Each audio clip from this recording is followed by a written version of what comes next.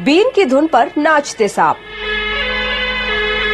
जिन्हें नाग पंचमी पर दूध पिलाने की मान्यता सैकड़ों साल से चली आ रही है, लेकिन क्या वाकई सांप दूध पीते हैं और बीन की धुन पर नाचते हैं? 70,000 साल से सांप हमारे धर्म, कहानियों और सपनों में जिंदा है। कभी देवता बनकर, कभी राक्षस, लेकिन हमेशा रहस्यमयी। नागपंचमी से ठीक पहले मंडे मेगा स्टोरी में सांप और इंसान के रिश्ते की पूरी कहानी और नागों से जुड़ी कुछ रोचक बातें जानते हैं। सांपों का धरती पर अस्तित्व इंसानों से भी पुराना है। ये धरती पर 10 से 13 करोड़ सालों से है।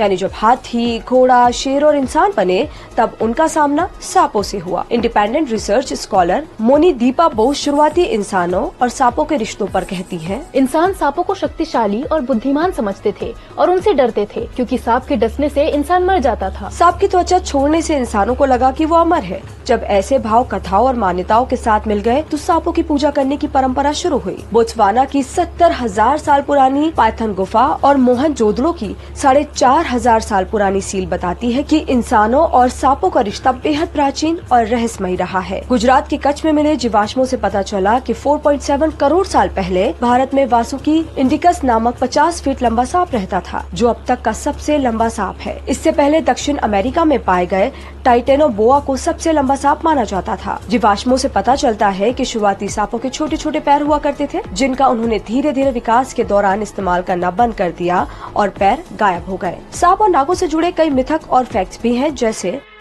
नाग बीन की धुन पर नाचते हैं, लेकिन हकीकत ये है कि नाग के कान ही नहीं होते, वो धुन नहीं, धरती की वाइब्रेशन महसूस करते हैं। जब सपेरा बीन को एक दिशा में घुमाता है, तो सांप खतरे का अंदेशा समझकर उसी दिशा में फन हिलाता है। देखने वालों को लगता है जैसे वो नाच रहा हो, पर असल में वो बस रिएक्ट करता है।